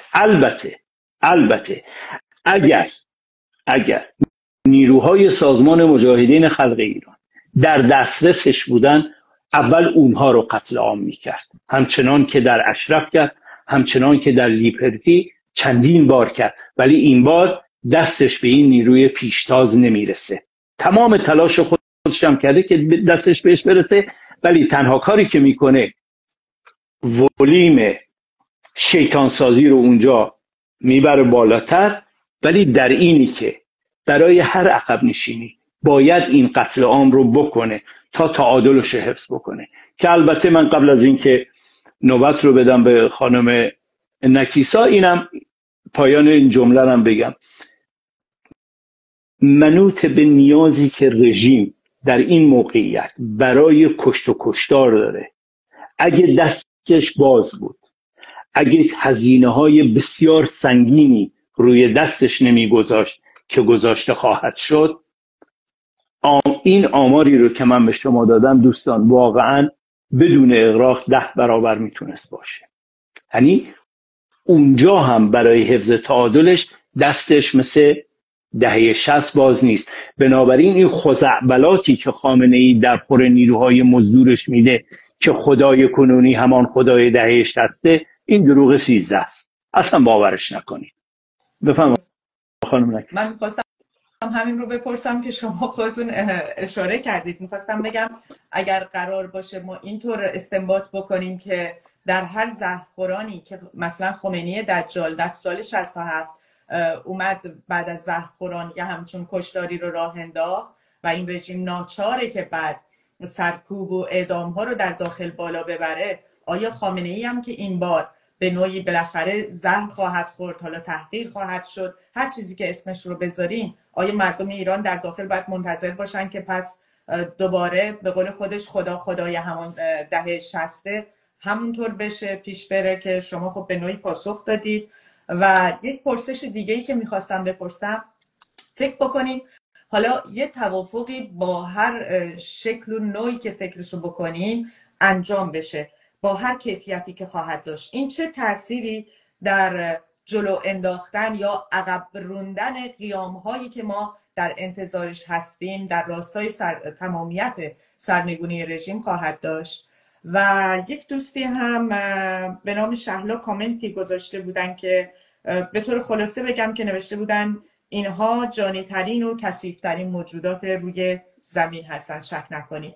من در همین جا هم میخوام یه تیکه‌ای از جملات آقای مسعود رجوی رو در پیام 5 فروردینشون بخونم که گفتن سر مار ولایت در سوریه و لبنان به سختی به سنگ خورده، اکنون در ایران هم باید در هم کوبیده بشه. وارد مهمترین، حساسترین، خطیرترین و پر التهابترین فاز شده ایم. فاز تعیین تکلیف و تعیین سرنوشت خلق ما با رژیم ولایت فقیه و همدستان و مزدوران کثرت، شدت و سرعت حوادث در دریای طوفانی ویژگی موقعیت پر التهاب انقلابی است. ببخشید بد خوندم، امیدوارم که مفهوم باشه. بنابراین میخوام اینو بگم که الگوی 67 برای خامنه‌ای ممکن نیست. اون دیو جماران بود، سال 67 بود و معادلات منطقه‌ای، معادلات بین المللی، شرایط سیاسی، چیدمان شطرنج سیاسی اساساً فرق ماهوی با الانش داشت و این کجا، این بچه ولی فقیه کجا و اون جانی بالفطره گور به گور جماران کجا. اینه که واقعا احتیاج به بحث اثباتی نداره که واقعیت اینه که تکرار الگوی 67 برای خامنه‌ای ممکن نیست. اون از اراده سرکوب گسترده داره، نه توان کنترل بحران‌ها رو. به قول علم الهدای حرفی میزنه، میگه این نظام دیگه نه قدرت ایستادگی در برابر مردم را دارد و نه توان امتیاز دادن به دشمن. ببینید دیگه در جایی که علم الهدای همچین چیزی میگه. خامنه‌ای در بهمن 403 مذاکره با آمریکا رو دوستان بارها تکرار کردیم، غیر شرافتمندانه نامید. ولی در فاصله کوتاهی به این بی‌شرافتی تن داد. حالا میگم که این دود و دم آخوندی و مستقیم و غیر مستقیم اینا رو کنار بزنیم، لب مطلب رو ببینیم. و اما در جواب سوال شما که بسیار بسیار سوال به جایی خانم نکیسا، این که توافق، آیا این توافق بدون تأثیر واقعی بر وضعیت مردم، با تأثیر واقعی بر وضعیت مردم داره یا نه، و اساساً هر نوع توافقی که صورت بگیره چه میزان تأثیراتی روی زندگی واقعی مردم داره. حتی اگه به فرض مذاکرات به نتیجه منتهی بشه، تجربه توافق پیشین در 1394 یا همون 2015 نشون داده که گشایش اقتصادی برای مردم در کار نخواهد بود. فکرشو بکنی 150 میلیارد دلار پول وارد مملکتی شده، یک پاپاسی سر سفره مردم نمیره. درسته؟ میلیاردها دلار پول آزاد شده نه صرف بازسازی اقتصادی شد، نه ارتقاء سطح معیشت مردم داشت، بلکه مستقیما خرج تقویت سپاه، شبه نظامیان نیابتی در منطقه و شبکه‌های مافیایی داخلی شد. در نتیجه دوستان، بحران اقتصادی رژیم نه تنها برطرف نشد، بلکه به دلیل ساختار فاسد و غارتگر حاکم بدتر هم شد و تشدید شد. این دیگه عرض کردم واقعا تحلیل نیست، فقط تکرار بازخوانی تاریخه. بنابراین باید تأکید کنم که منشأ اصلی بحران اقتصادی رژیم تحریم ها نیست، بلکه ساختار فاسد و ناکارآمد و حاکم بر مملکته. اینه که دنبال این نکاتی که عرض کردم این رسانه ها سعی میکنن فضا سازی بکنن واقعا نیفتیم. ببینید نقطه ارزیابی این مسئله رو از این احتمال شروع بکنیم. اگه ارزیابیمون این باشه که احتمال رسیدن به توافق نباید از واشنگتن یا نیویورک شروع بشه، بلکه از تهران و از درون نظام باید آغاز بشه، که به شدت متزلزل و بحرانی خواهد بود. سوال این نیست که آیا آمریکا به رژیم امتیازی میده، بلکه باید از خودمون این سوال بکنیم که رژیم توان و امکان امتیازدهی رو داره، و مهمتر از اون آیا چنین امتیازدهی میتونه براش کارکرد بقا رو داشته باشه. چون بارها ما توی این نشستایی که داشتیم، توی این لایفایی که داشتیم، بنده عرض کردم از این کلکسیون و انبوه بحران‌های رژیم در محور این بحران‌ها بحران بقا وجود داره. سوال اینجاست آیا این مذاکرات به نتیجه هم که برسه جواب این خواسته اصلی رژیم رو که بحران بقا باشه رو میده واقعا؟ بالاخره حتی اجازه هم بهش بدن نفتم بفروشه. در دوره جلاد 67 ادعایی که خودشون میکنن ما همون ادعا رو هم قبول میکنیم، میگیم حالا برای اولین بار شاید راست بگن 2,700,000 بشکه نفت فروخته. آیا در معیشت مردم کوچکترین تأثیری داشته؟ آیا در جلوگیری از سقوط ارزش پول ملی واقعا تأثیری داشته؟ آیا خرج عمران و بازسازی و نمیدونم بهداشت و درمان و نگهداری از کودکان و سالمندان و اینها شده؟ نه، تماما خرج سپاه تروریستی، نیروهای نیابتی، بمبسازی و موشکسازی و اینها شده. کوچکترین تأثیری در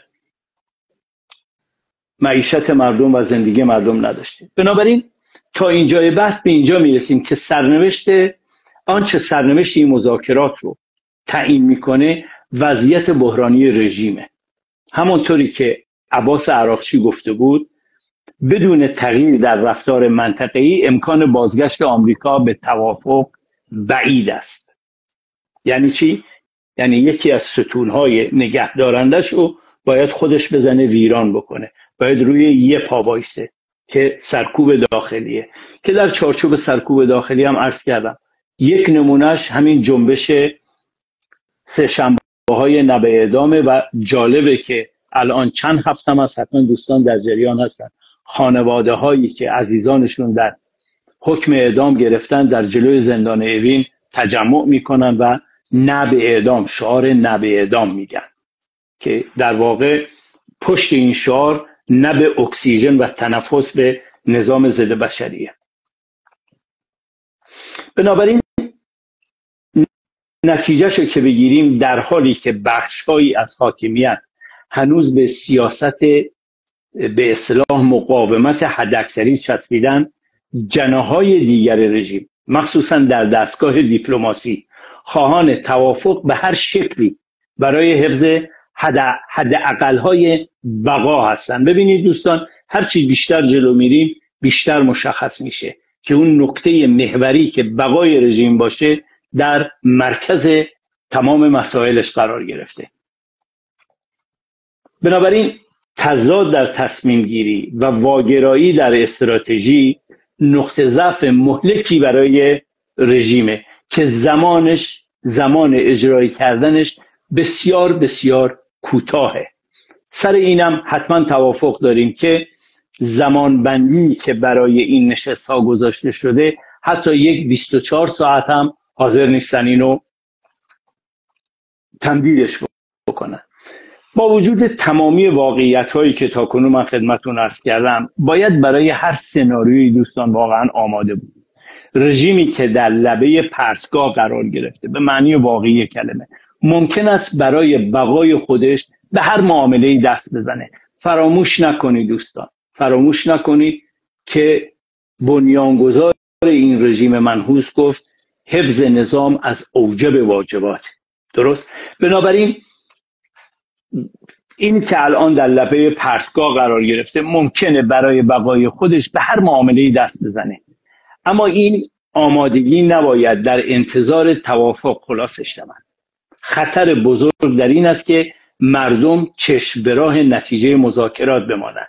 این به همون دلیله که خامنه‌ای میاد در 11 فروردین میگه مسائل داخلی کشور رو به مذاکرات گره نزنید، معما چه حل شود آسان گردد، در حالی که تنها نیروی واقعی تغییر از دل جامعه و از حرکت مردم برمیخیزه. در جواب سوال خانم نکیسا، در شرایطی که بحران اقتصادی، فساد ساختاری، سرکوب گسترده مردم را به لب پرتگاه رسانیده، نباید فراموش کرد که قدرت واقعی در خیابانها و در قلب مقاومته. راه سرنگونی این رژیم و کنار زدن دیکتاتوری حاکم نه از مسیر چانه‌زنی دیپلماتیک، بلکه از قیام جنبش‌های مردم و کانون‌های شورشی به رهبری یک مقاومت سازمان یافته می‌گذره. نتیجه گیری رو من در پایان بکنم، باید گفت که مذاکرات یا نشست میان رژیم ایران و آمریکا حتی اگه به توافقی هم منتهی بشه نمیتونه پاسخگوی بحران‌های بنیادی رژیم باشه. این مذاکرات بیشتر شبیه یه اکسیژن موقتی برای رژیمی در حال خفگی است. راه رهایی مردم ایران نه در واشنگتن و نه در ژنو، بلکه در خیابان‌های ایرانه، در آگاهی جمعی و در عزم جزم مردم برای پایان دادن به دیکتاتوری و ساختن آینده آزاد و دموکراتیک نهفته است. که در لایو قبلی هم خدمت شما و دوستان من عرض کردم، برای همین یه مقدار عجله دارم که بتونم به سوالهای دوستان هم جواب بدم در 10 دقیقه آخر. الان که مهران بنویسه 15 دقیقه تا پایان لایو، بنابراین اجازه بدین که من نتیجه آخر رو شما دوستان رو مراجعه بدم به لایو قبلی که در همین لایو چالش صحبتشو کردیم. نتیجه واقعیش این میشه که ما در هیچ دوره‌ای از تاریخ مبارزات 120 ساله این میهن ستم دیده برای رسیدن به دموکراسی و آزادی از موقعیت و شرایط کنونی برخوردار نبودیم، چه از لحاظ برنامه منسجم سیاسی، چه از لحاظ اعتبار بین‌المللی، چه از لحاظ نفوذ طوله‌ای و چه از لحاظ سازماندهی و سازمانیابی. ما هیچ موقع در هیچ دوره‌ای از مبارزات نتونستیم کانونهای شورشی و یا هسته‌های مقاومت داشته باشیم. الان داریم. رهبری منسجم و معتبر داشته باشیم، الان داریم. سازمانی با 60 سال سابقه مبارزه با 2 دیکتاتور خونین داشته باشیم که الان داریم. با تمام شرایطی که رژیم داره و با تمام وضعیت و واقعیت هایی که در مورد هماوردش، جایگزین دموکراتیکش وجود داره، واقعا نتیجه‌ای که میشه گرفت، افقی که میشه واقعا دید. عرض کردم تمام گرد و غبار و دود و دم آخوندی و تبلیغات رسانه‌های وطن فروش خائن به میهن رو کنار بزنی، لب مطلب اینه: تعیین تکلیف رژیم نه تنها در کف خیابان‌های ایران ممکنه، بلکه امتحان خودش هم پس داده. ما 3 تا قیام سراسری، 4 تا قیام سراسری و 3 قیام منطقه‌ای وسیعی داشتیم که تمام ارکان رژیم رو به لرزه در آورد، تا اونجایی که خامنه‌ای گفت فتنه 98، فتنه آبان، فتنه بسیار بزرگی بود. حالا اون میگه فتنه، ما میگیم قیام و بهش افتخار میکنیم.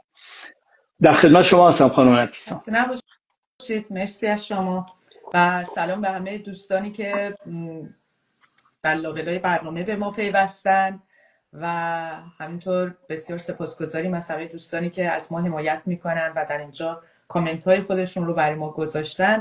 اما آقای پرتوی، شما در حین صحبتاتون یه اشاره‌ای هم داشتید به ویژگی ترامپ که ایشون کسی هستن که تلاش کردن تمام وعده‌های انتخاباتی خودشون رو اجرایی بکنن. خب ترامپ کسیه که با شعار این که خواهان جنگ نیست رئیس جمهور شده و حالا چقدر این چشمانداز رو میبینید که ممکنه کار به جنگ و حمله نظامی کشیده بشه؟ بسیار سوال خوبیه. اینجا یک نکته رو فراموش نکنید. این جنگ و حمله نظامی رو شما اگه رسانه های رژیم رو، خبرگزاری های رژیم رو تعقیب بکنید و یا پای صحبت های این لومپن پاسدارای به اصطلاح فرماندهان سپاه بشینید و اینا یه تصویری دارن به مردم میدن که بسیار آگاهانه است به نظر بنده، که گویا این یا از مرزهای کردستان یا از مرزهای خوزستان یا از مرزهای بلوچستان نیرو میاره و همین جنگ کلاسیکی که دیگه هم دورش تموم شده، هم آمریکا بعد از جنگ عراق و افغانستان درس خودش رو گرفته. میگه نمیدونم بیان داخل این کشور. یکی از این فرماندهان سپاه داشت میگفت، من گوش میکردم صحبتاشو، بیان ببینن با چه مهمان نوازی روبرو خواهند شد، ببین چه درسی بهشون خواهیم داد.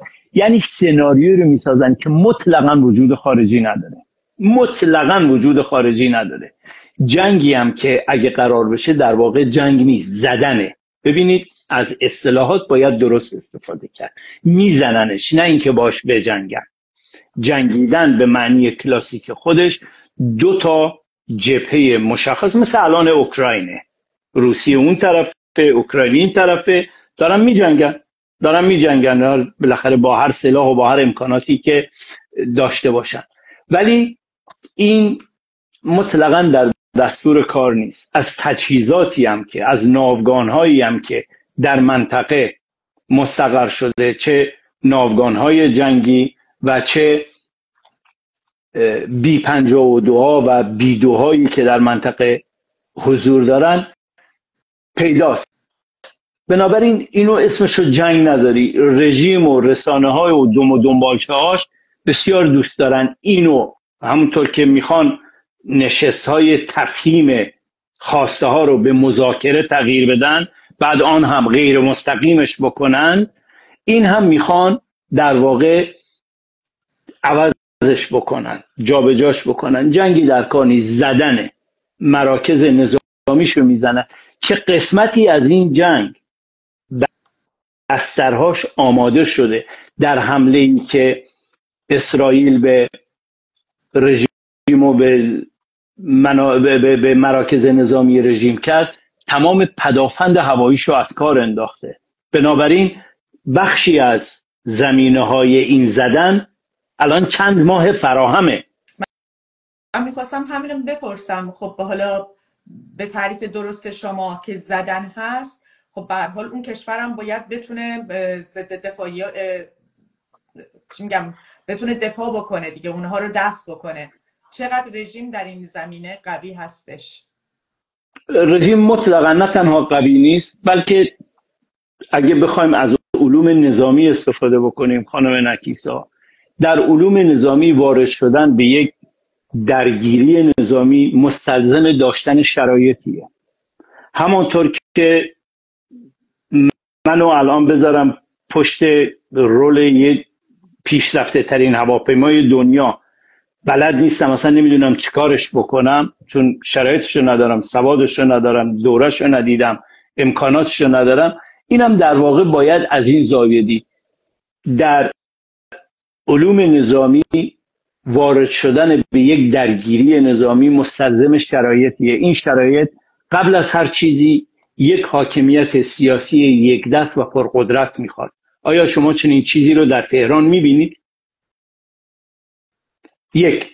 دوما لوجستیکی و تدارکات و پشت جبهه قوی میخواد که باید اقتصادی بسیار قوی داشته باشی. ببینید 3/4 از کره زمین پشت آقای ولادیمیر زلنسکیه از لحاظ اقتصادی، ولی هنوز میبینیم 8 گروه 9 بنده خدا. شوخی نیست وارد شدن در یک جنگ. باید واقعا از این بعد در شرایط کنونی از تکنولوژی و امکانات و صنعت بسیار بالا و پیشرفته و مدرن نظامی باید برخوردار باشی. رژیم با این آبگرم کنه و با اون قارقارکاش میخواد به جنگ B2 و B52 بره. بنابراین نگاه و مبنای ارزیابی ما در پایان سخن، نگاه و مبنای ارزیابی ما دوستان باید وضعیت رژیم باشه. رژیم مذاکره میکنه تا عمر نظامش رو اضافه کرده باشه و بر جنایاتش مانند 47 سال گذشته اضافه بکنه. این مذاکره با هر نتیجه‌ای که باشه دردی از دردهای مردم ایران رو التیام نخواهد بخشید و نمیتواند رژیم را از سرنگونی مخدوم نجات بده. فرض کنید توافقی به نفع رژیم انجام بشه و تحریم ها هم اصلا کلا برداشته بشه. دیگه دارم واقعا خیلی دست و دلباز برخورد میکنم. تضادهایی از رژیم حل خواهد شد و پول بیشتری در این نظام بالاخره سرازیر میشه، ولی این پول به سرمایه مردم ایران و به سر سفره‌های مردم ایران نخواهد رسید. امتحان خودش رو پس داده. همه ما میدونیم خرج دزدی و فساد و غارت و چپاول و سرکوب بیشتر خواهد کرد. یعنی افزایش درآمد تضاد این رژیم رو حل نمیکنه. همان گونه که درآمد این رژیم در دوره احمدی نژاد به 1000 میلیارد دلار رسید.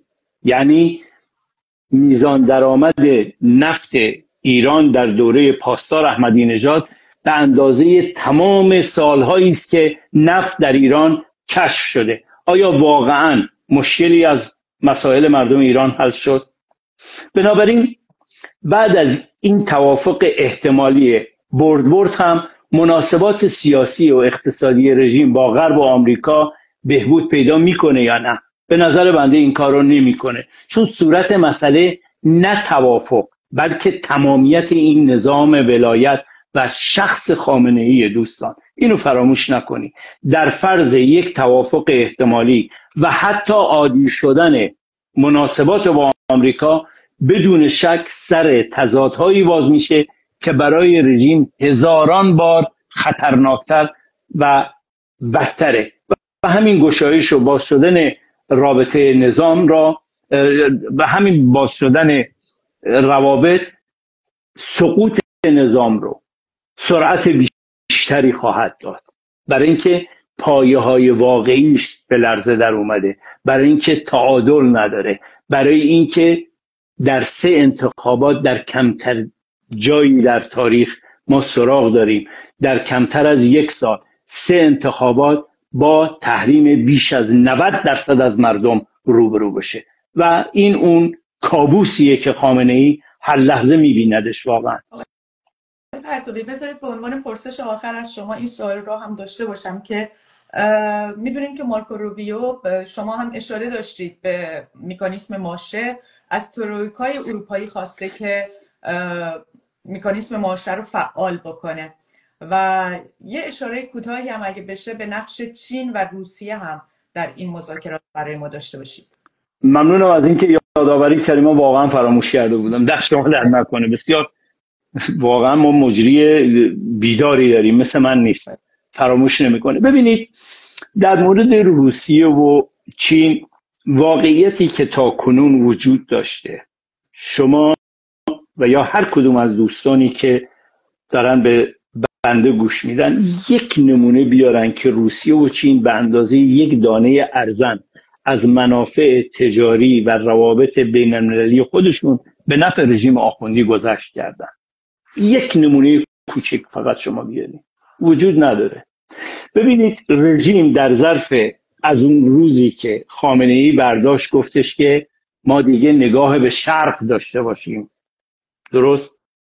یعنی در استراتژی بنیانگذار نظام منحوس که میگفت نه شرقی نه غربی، یک تجدید نظر 180% کرد، 180 درجه‌ای کرد که نگاه به شرق داشته باشیم. از اون موقع به بعد دیدیم که پاسدار کودککش قاسم سلیمانی رو فرستاد مسکو، بعد براش تمبر زد و تمبر پاکت‌های نامه و اینا رو براش صادر کرد و جنرال فلانش کرد. از اون روز تا الان شما بیاین واقعا حتی یک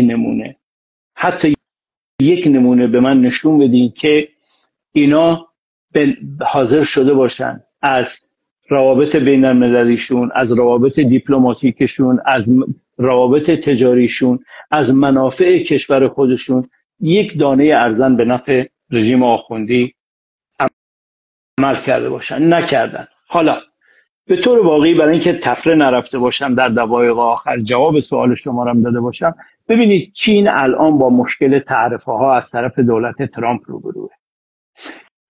اینی که پاسدار عراقچی رو وادار میکنن قبل از اینکه بره گزارش نشستش با آمریکایی ها به ولی فقیه ارتجاع بده، میره به حزب کمونیست چین میده، این در واقع معنی داره.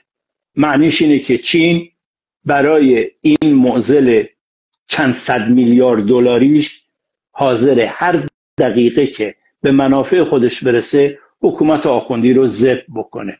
تردید نداشته باشی. اساساً در ظرف 80 سال گذشته تاریخ چین مطلقاً در مؤلفه های سیاسی دخالت نمیکنه. تجارت و باز هم تجارت و هر آنچی که زمینه تجارت رو خوش بکنه.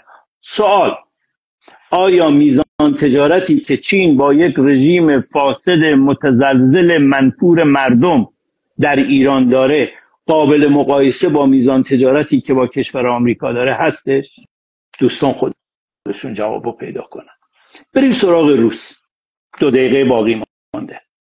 کشور روسیه به طور واقعی با ورودش بعد از 22 فوریه 2022 به طور واقعی در یک بحران عمیق اقتصادی فرو رفته، با مشکلات و مسائل عدیده داخلی روبروه. چرا؟ چون کشور رو واقعا 10 سال به عقب برگردونه، مشمول تحریم هایی شده که به خواب هم نمیدید. از سقوط پول ملیشون گرفته تا صادرات نفتشون که الان تقریبا دارن با 80% تخفیف به چینی ها میفروشن و در عوضش تنها چیزی که تا الان گرفتن تعدادی سرباز مادر مرده کره‌ای بوده که بردن اونجا به کشت دادن، چیز دیگه ای دریافت نکردن. بنابراین برای پوتین در درجه اول حل معضل اوکراین و جنگ اوکراین و اینکه این بالاخره اتوریته خودش رو از دست نده، آبرو و حیثیت سیاسیش رو از دست نده، در اولویت قرار داره تا اینکه بیا 4 تا آخوند شپشو رو در یک نظام پوسیده و فاسد بخواد نجات بده. بنابراین هر کدام از این دوتا در واقع هر جا که لازم باشه به نفع حل تضادها و مشکلات واقعی که باهاش روبرو هستن به اون خواهند پرداخت و من فکر نمی کنم کسی باشه صحبت‌های منو گوش کرده باشه، گوش بده و اینو قبول نکنه که اینها مطلقاً نه روسیه در حال جنگ بحران زده و نه چینی که تهدید تعرفه های 3250 برابری بخواد از اینها بگذره برای اینکه بتونه چوب زیر بغل خامنه ای بده. مطلقاً تأثیر اینها، نقش اینها در ارتباط با این نشست‌هایی که با آمریکا هستش به نفع رژیم نیست، بلکه به نفع خودشونه. نکته آخر که نباید فراموش بکنی، در این نشست‌هایی که این 2 هفته برگزار شده، در این 3 نشستی که در این 2 هفته برگزار شده و نشست‌های آینده، همه شما دوستان مشرف هستین که کشورهای اروپایی رو بازی ندادن. بنابراین در جایی که کشورهای اروپایی رو بازی ندادن، روسیه و چین واقعا کیلویی چند. بله، متشکرم از شما، خسته نباشید. مرسی از توضیحات بسیار روشن و خوب شما. در یک جنبندی نهایی من بگم که خب اونچه که در لایو امشب برای ما روشن شد اینطور بود که این مذاکره‌ای که در جریان هست نه حاصل تغییر راهبردی رژیم، بلکه محصول فشار، بنبست و ترس از فروپاشی و قیام‌های آتشینه. مذاکره برای خامنه‌ای و نظامش به مثابه ابزار چانه‌زنی برای حفظ قدرت، نه راه حلی برای برون رفت از بحران، و همزمان سرکوب‌ها، اعدام‌ها و تشدید فشارها همون روندیه که در تمامی دهه‌های گذشته شاهدش بودیم و نتیجه مذاکره هر آنچه که باشه هیچ بهبودی در وضعیت مردم ایجاد نخواهد کرد. اما مردم ایران این بار بیشتر از همیشه آگاهند. موضوع اصلی دیگه این نیست که نتیجه مذاکره چه خواهد شد، بلکه نکته اساسی اینه که هر کدوم از ما از خودمون بپرسیم که ما چیکار میتونیم بکنیم تا روند سرنگونی رو تسریع بکنیم و حواسمون باشه تا تبلیغات و فریب‌های پنهانی رو افشا بکنیم و تلاش کنیم که بیش از همیشه صدای اعدامی‌ها، مریم منفردها، کانون‌های شورشی و تک تک هموطنان اسیرمون در ایران عزیز باشیم. من نام ببرم از عزیزانی که زیر اعدام هستند: مهدی حسنی، بهروز احسانی، محمد جواد وفایی ثانی، ابوالحسن منتظر، پویا قبادی، بابک علیپور، اکبر دانشور، سید محمد تقوی و وحید بانی آمریان. خب دوستان، به پایان لایو امشب رسیدیم. مرسی که با ما بودید. مرسی از شما که همیشه حمایت میکنید ما رو تا اینکه برنامه دیگه دوباره مهمون خونه های شما باشیم، با شما باشیم. مشتاقیم و خلاصه الان تریبون رو میسپاریم به آقا مهران تا حرف پایانی رو بزنم. ببخشید من فقط یه نکته رو در تکمیل صحبت‌های شما بگم. در 3 روز اول اردیبهشت دوستان 22 زندانی رو اعدام کرده. یعنی چی؟ یعنی هر 3.5 ساعت 1 نفر رو رژیم اعدام کرده. این نشون میده که در حال یک عقب نشینی بسیار بزرگیه و تاوون این عقب نشینی رو باید مردم ایران بدن و این خونها قطعاً خونخواهانی داره و شرایط رژیم نمیتونه به این کار ادامه بده. ببخشید من این نکته بسیار برام مهم بود که در 3 روز 22 نفر، یعنی واقعا هر 3 ساعت و نیم 1 نفر رو داره اعدام میکنه. منم ممنون و متشکرم از شما خانم نکیسا و مهران عزیز و دوستانی که با ما هم بودن. در خدمتتون خواهم بود در برنامه‌های بعد. مرسی از نکته‌ای که گفتید و واقعا ارزشمند بود، چون در مورد جان انسان‌ها صحبت می‌کنیم و این واقعا وحشتناکه، چون این مرزهایی رو در نوردیدن و چون این اعدام‌هایی که در این فاصله کوتاه جان صدها نفر گرفته شده و در بین اونها کودکانی هستن که زیر اعدام بودن، الان به سن 18 سال رسیدن، زنان بودن و همینطور زندانیان سیاسی که در هیچ جا حق یک دگراندیش اعدام نیست. آقا مهران بفرمایید. مرسی، خیلی ممنون، تشکر میکنم از این پرتو، خیلی بحث خوبی رو باز کردین. من تو خودم یادم رفته بودم دکتر دندونسازم ایرانی بود، گفت آقا مهران دیدین که دور زدن ما رو؟ الان شما این بحث خوبی، حالا اینو براش میفرستم که نگاه کنه که جوابشو بگیره. و خیلی از دوستان دیگه هم یه ذره شوکه شده بودن از این مذاکرات با این فیک هایی که میفرستن تو فضای مجازی، همه تحت تاثیر قرار میگیره. البته اینطوری که شما گفتین چیزی نصیب ایران نمیشه، البته اون خودکاره رو که گذاشت جیبشون نصیبشون شد. اون خودکاره پسش دادن مهران جان، پس فرستادن. پسش فرستادن. و یکی از دوستانم گفته روسیه گفته اگه جنگ بشه ما برای ایران دعا میکنیم، یعنی اونقدر تنهاش نمیذارن. همون دعا میکنن. زحمت خیلی ممنون. من فقط میدونم کمونیستا با کدوم خدا گفتگو میکنن دعا میکنن، این دعا از دستشون بر نمیاد عملا. خیلی ممنون. شب همگی خوش، خسته نباشین. شب تا برنامه بخیر. شبتون زنده باشه. خدا